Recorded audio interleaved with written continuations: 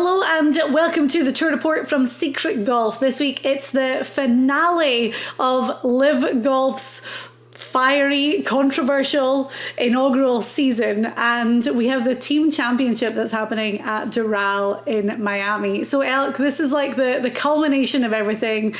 This team element, when LIV first announced that they were bursting onto the scene, the team thing was maybe swept to the side a little bit. But the fact that we're here, we're at the team championship, a lot of people are talking about it, there's a huge amount of hype, the players are excited. The team element really has been the kind of superstar of LIV Golf.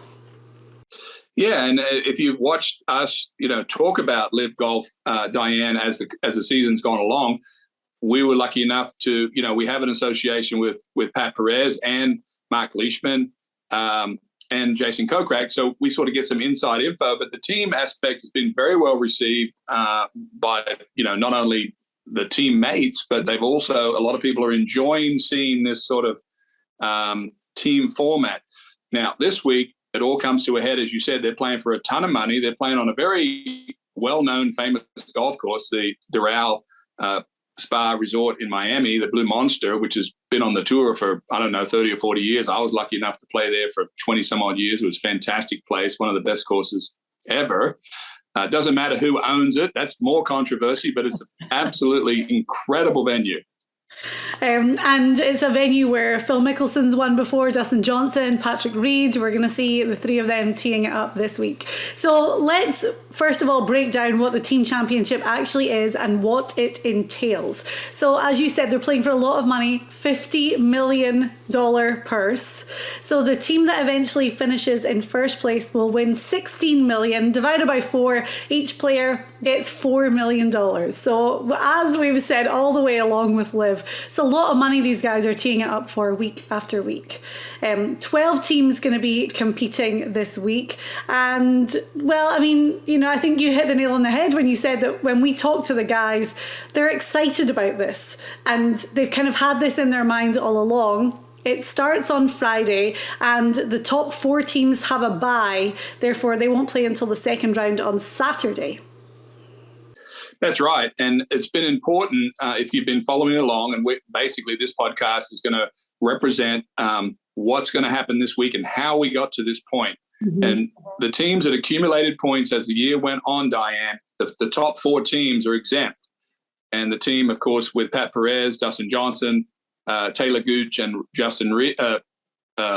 Patrick Reed, they're number 1 seed. There's 4 of those, and they're exempt into the second round. Yes. Now, very interestingly, the 5th, 6th, and 7th and 8th team, they're now the top seeds. And I thought this was pretty cool. They now pick, Diane, the number 5th seed, which is the Smash team, captained by Brooks Koepka. Mm-hmm. He gets to pick out of the remaining 4 teams who he wants to play in the first round. And he chose the Nibliks, and Harold Varner is the captain of that team. So I thought, if you're in that room and you're thinking, okay, Koepka just won, Smash just won their event over in Saudi Arabia, they're hot. Who am I looking at the board who's going to be the worst team out there that we can beat in the first round? And I suppose, Diane, that's the way they're thinking. We'll go through the other picks here in a second. Yeah, and the format for the first round, which takes place on Friday, quarterfinals, there's 3 matches, so 2 singles matches and 1 alternate shot match as well. So 3 points up for grabs. There's no ties. They'll play all the way through until there's an eventual winner. What's the significance of the captain? Because we did see something with I can't remember the name of their team. You've got them right in front. The Majestics. You were telling me that Ian Poulter has been designated the captain this week of the Majestics over Lee Westwood. I think they've swapped once before, okay, Diane. But as you said, they were the second pick for this round. Ian Poulter picked the Ironheads, which the captain of that team is Kevin Na. The Talk team, which is Joachim Neiman, is the captain of that team. He picked the Cleeks. They'll play Martin Keimer's team. Then, of course, the High Flyers, with Phil Mickelson being the captain, were left with probably the best team left, which is the reverse in this picking, which is Punch team, which is Cameron Smith's team. So could we see some cool – there's going to be some cool matches, Diane. Could it be Phil Mickelson, Cam Smith? Could it be, you name it, all sorts of good stuff. Now, there is a fair bit of strategy that's involved in these matches, knowing that the team has to get 2 points to advance. And do they take their top 2 best players and put those in single match plays to try to win those, and then just roll the dice on the alternate shot match? I know my friend Pat Perez, we talked, and he was thinking about playing with Dustin Johnson in the foursomes. But however, their probably strategy will be Dustin Johnson and Patrick Reed will go for the singles points, and Gooch and Pat will roll the dice together in the foursomes match. Okay. So, well, that's on Friday, as we said, and the top 4 teams receive a bye through till Saturday, which is the semi-finals. So they'll obviously join in. Again, highest ranked teams will select their opponents, shotgun start, everything the same. And it's the same format as Friday, 2 singles matches and then 1 alternate shot with 1 point for each match. Yeah, so those 4 winners that we talked about that coming out of the sort of the Smash Niblick, Majestics, Ironheads, Torque Cliques, and High Flyers Punch. This is pretty good memory for me, by the way. I am so impressed that you've got these teams nailed. The winners of those combinations, Diane, now they will go to the press room, and now the aces, the number 1 seed, will get to pick what they think is the weakest team out of the 4 that just got through. That, of course, the aces is captained by Dustin Johnson. Second pick will be the Crushers, which is Bryson DeChambeau's team. Third pick will be the Fireballs with Sergio Garcia. And then, of course, the last one is the Stingers, the South African team with Louis Oosthuizen will be left to take up whoever is left. Okay. So, yeah, very interesting style of play. I think that's I'm sort of impressed with that. You get to pick who you think is going to be the weakest so you can advance. And then it becomes more pressure on you during the year to get points and play better and et cetera, et cetera. And on the Saturday, the top 4 teams that earn 2 points will advance to the championship day on Sunday. And what I like about this is all 16 players will compete in twosomes, and the team captains have to play against each other, which is cool. And then obviously all the scores will count towards the team score, and the team with the lowest team score, at the end of the day on Sunday is going to win and walk away with that $16 million.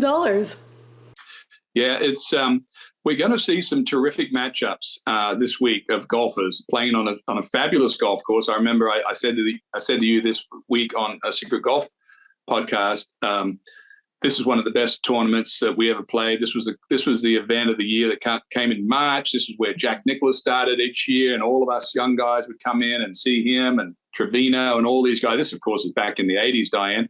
I was lucky enough to win this tournament a couple of times. Suits me fine because it's very windy, lots of bunkers everywhere, sort of like playing in Australia. I do have a very interesting question for you, which is a bit of a controversial point. Adrian Ortega, who won on the DP Tour last week by 6 strokes in Valderrama, who was on the LIV Tour when it started in London. I guess he got enough points now to be relegated back into the team. He is now playing this week on Team Torque, Joaquin Niemann's team. And my question to you and everyone else is, Ortega won the tournament on DP Tour. He played on the European Tour last week. Now he's coming over to play in this one. Is it really affecting anything if this player is doing both? Is it good for us to see him? I don't know. I've never watched him. Will I get to see him play this week? If I'm tuning in, I will. What is your first thoughts? Is there? I guess my point, Diane, is the question is there a possibility of this working its way through the tours to where it doesn't affect anything? Or is it? Well, give him his dues. He won at Valderrama, which is an extremely difficult golf course, and he won by 6 strokes or something. So it was a convincing victory. It would never happen on the PGA Tour. We know that because from day one, we've been told that guys that play LIV Golf are immediately banned from playing on the PGA Tour, so fine. DP World Tour is different, and we've seen that a few times this year. The BMW Championship was a pretty controversial one. And then, of course, Adrian Ortega took advantage, played phenomenal around Valderrama and got the win. And then, of course, he's back this week. I mean, he's been playing great. The Joaquin Niemann and the Torque guys obviously wanted him on their team. I could interject by saying Rory McIlroy just won last week down at Congaree on the PGA Tour. Could you ever see a scenario where Rory McIlroy could come across this week and play on Crush's team for this tournament? Forget the animosity and all the stuff that's going on. Is it possible to play these separate weeks where if a good player like Ortega, who's going to play 25 weeks this year, he plays 10 or 12 or 15 on DP and 5 on LIV, or if Rory McIlroy plays 20 on PGA and 4 on LIV. I guess my question is, it's not too far-fetched in my mind because I'm seeing in front of my very eyes. I'm not seeing any negative publicity coming out of the DP Tour about Ortega. No. He did his job for the tour, meaning that he performed at Valderrama and won the tournament. Everybody was happy with that, and he's not affecting anybody by coming over here. Or is he? Well, he is maybe. Who was it? Who did he bump out of the team? Who else? Who was the other guy on Torque? Well, there is a relegation, which you know that points are awarded during the season, individual play. So as you finish in a certain each week, you are gaining points to hold your position into the team finale.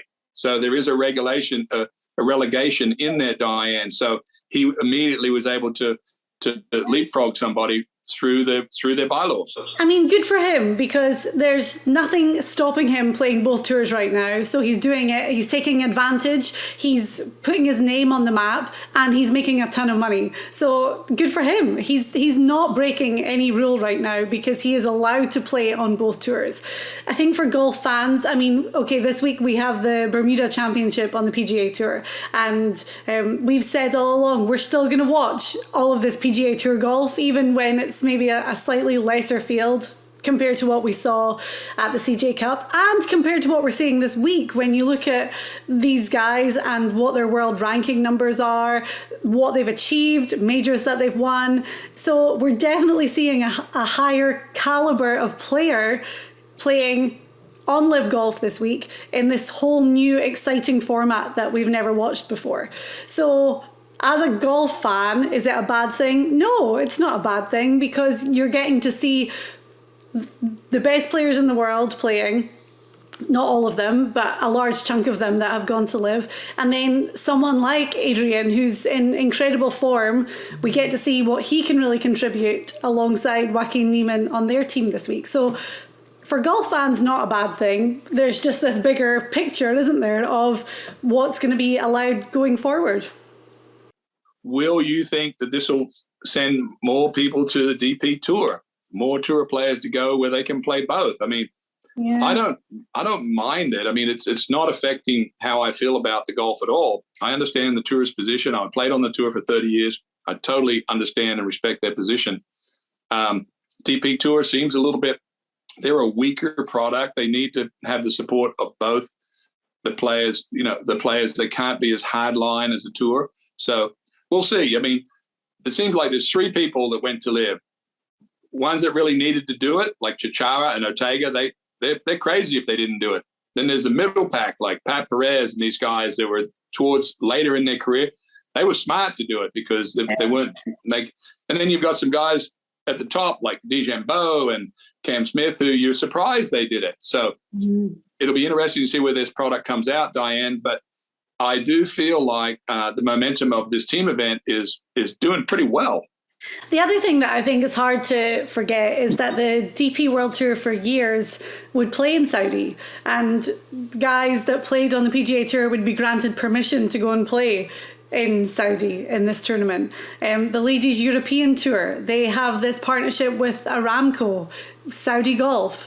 So when it comes to the European side of things, they've had a connection to Saudi Golf for a long time. So, you know, is it unusual for somebody to be playing DP World Tour and playing on LIV, which is funded by Saudi money? Well, if you think about it that way, going back years, no, of course it's not. Like the guys have effectively been doing that. So why stop? But yeah, I'm excited to watch it this weekend. I think that, as you say, there's going to be some great matchups. There's going to be some serious matchups.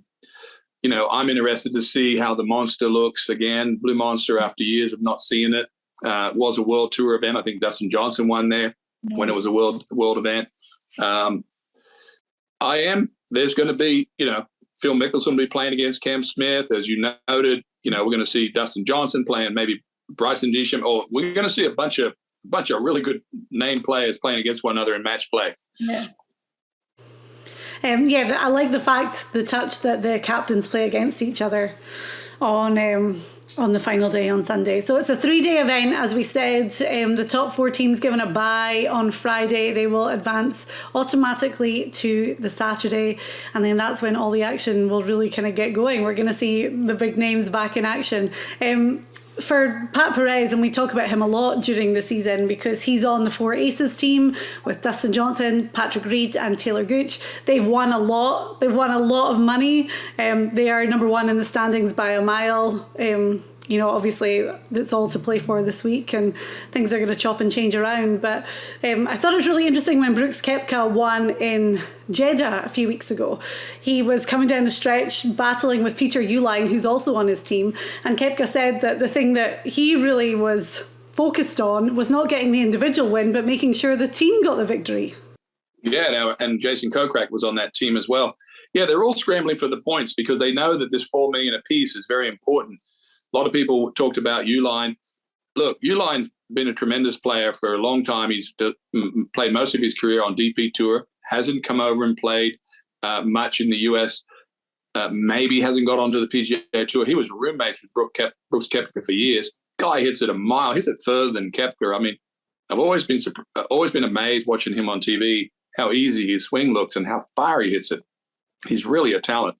Talking about Uihlein, was a little bit disappointed that he wasn't able to win that tournament because that would have been a huge win for him. However, we are, as we said, I did tune into a little press conference clip I saw where when the Majestic's Ian Poulter was needling Kevin Na, the captain of the Ironheads, about his slow play, and you know, Kevin Na was talking about how old Ian Poulter is. So there'll be a little banter. It's a little bit more relaxed on this tour. We may get some good microphone. We may hear some good microphone stuff where these guys are talking about the match play, may get some insight on how good Poulter is at match play and why that works so well. But I think, you know, the format's going to be good this week and the course is going to be excellent. Yeah. Okay, great. Right, well, good. We broke it down. Hopefully that helps you understand a little bit more about what's happening with LIV Golf and the team championship. And it all kicks off Friday, Saturday and Sunday. And then on Sunday evening, one team is going to be crowned the champion and walking away with that bonus each of $4 million.